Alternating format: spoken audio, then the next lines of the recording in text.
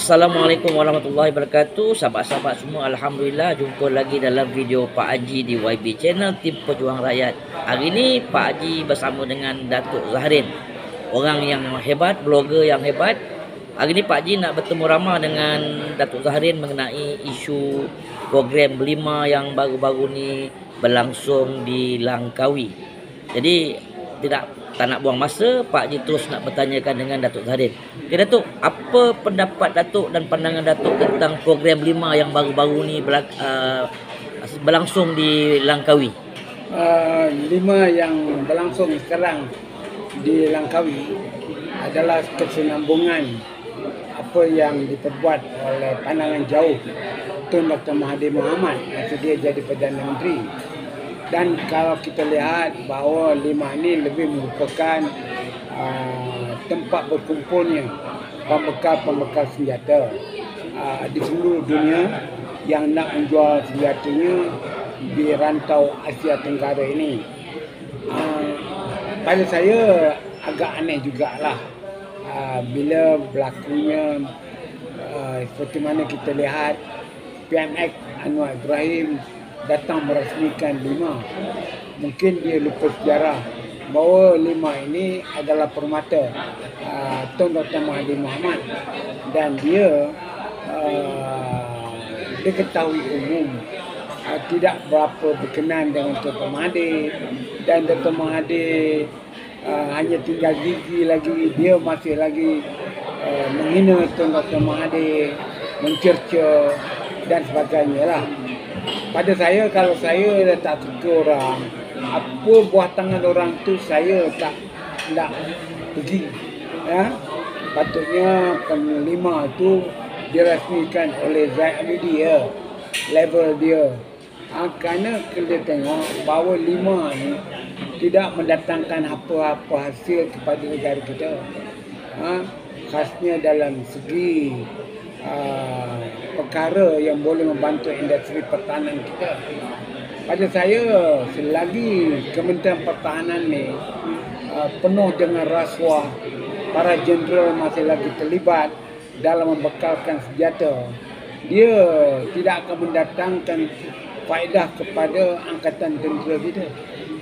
Dalam keadaan angkatan tentera kita yang akan berdepan dengan masalah keselamatan negara dari ancaman luar seperti serangan-serangan yang mengejut daripada kuasa asing, konflik keselamatan di Laut Cina Selatan, kita dah patutnya memiliki senjata-senjata canggih seperti mana yang dilakukan oleh Singapura, di mana walaupun dia tidak berdepan dengan soal keselamatan negara Singapura itu, tetapi kekuatan tenteranya dari segi kelengkapan modelnya agak lebih baik, jauh lebih baik daripada Malaysia. Jadi pada saya 5 ni sepatutnya telah berkembang, di mana industri-industri pertahanan telah muncul sejak 20 tahun yang lalu, dibawa oleh Tun Dr. Mahathir. Dah kilang-kilang pertahanan kita. Kalau tak sampai ke peringkat buat kapal terbang, contohnya peringkat pengangkutan darat, kita pengangkutan darat kita seperti mana baru-baru ni satu tender diberikan kepada syarikat kereta truk daripada Brazil. Seolah-olah tak ada langsung perubahan dalam industri pertahanan kita. Patutnya kita menggalakkan industri pertahanan. Kita ini membuat truk sendiri. Walaupun sudah diusahakan beberapa tahun dulu dan berada di Pekan, nampaknya syarikat itu juga seperti tidak bernyawa lagi. Seperti macam nak tutup je. Jadi pada saya 5 ni samalah seperti majlis Mata Fair, iaitu pameran pelancongan untuk orang nak melancong. Dua hal dia lebih besar daripada itu.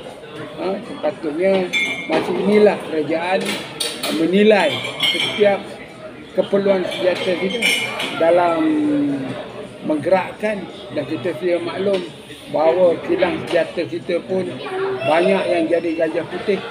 Saya malah nak sebut ada satu kilang buat senapang tutup. Berjuta-juta kerajaan dah belanjakan.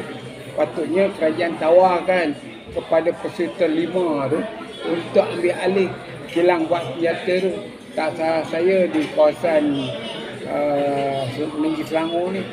Jadi tuan-tuan dan puan-puan, sekali lagi saya nak kata, Anwar Ibrahim tak rasa malu pergi rasmikan 5 itu, di mana 5 ini dia sudah keluar daripada kerajaan dah.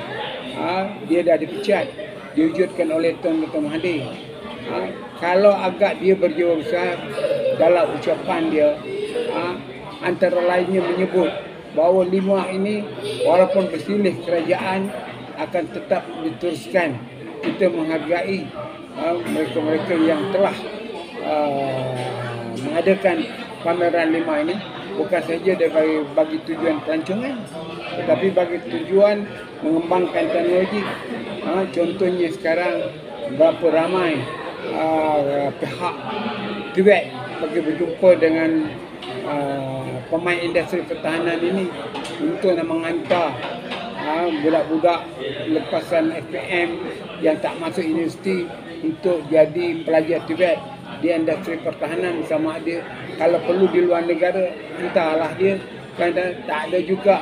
Maknanya kita ni tak ada apa pun, hanya buang duit, buang waktu, glamour saja. Saya juga nak ambil kesempatan nak cakap masalah Sidang Kemuncak Asia ni. Orang Kuala Lumpur semuanya marah. 2-3 hari ini jalan banyak ditutup. Mereka yang terkait, yang jalan ke pejabatnya ditutup, akan terganggu. Masalahnya je, benda ini mudah saja. Kenapa tak dibuat di PICC, Putrajaya International Convention Center, yang kita bangunkan 400 juta, di mana mungkin pihak Urustia Persidangan Antarabangsa Jabatan Menteri telah tahu bahawa Anwar Ibrahim tak mau gunakan PICC ini kerana dia juga buah tangan Tun Dr. Mahathir. Wahal kalau buat di Putrajaya, kami di Kuala Lumpur sebagai Convention Center, mereka boleh bekerja, boleh menguruskan segala-galanya. Tetapi sekarang terganggu dengan jalan itu ditutup, jalan ini dibuka dan sebagainya. Jadi kenapakah kebencian kepada Dr. Mahathir oleh kerajaan Madani ini begitu sekali?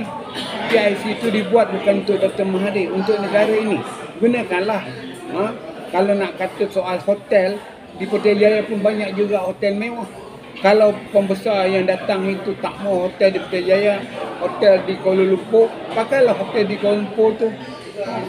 Kita kena maklum. Sidang Kemuncak ASEAN jalan ditutup. Sidang Kemuncak Raja-Raja Melayu tak ada pun jalan ditutup. 9 juga Raja-Raja Melayu, termasuk juga 3-4 gubernur. Jadi semuanya sekali dia 13. Sama tarafnya dengan 13 ketua kerajaan ASEAN ni. Lebih kurang kot. Jadi tuan-tuan dan puan, antara 5 dan Sidang Kemuncak ASEAN ini adalah satu perkara yang kita kena fikirkan. Akan sikap PMF Datuk Seri Anwar Ibrahim ini. Sekian, terima kasih. Terima kasih Datuk Zahrin atas penjelasan yang amat jelas dan berani mati punya. Jadi insya-Allah sahabat-sahabat, kita dengar kenyataan daripada Datuk Zahrin tu dan kita kupas. Minta sahabat-sahabat tolong komen di ruangan komen. Terima kasih. Jangan lupa sahabat-sahabat, balon tetap balon, langgar tetap langgar. Langgar, ayun tetap ayun. Akhir sekali wabillahi taufiq wa hidayah. Wassalamualaikum warahmatullahi wabarakatuh.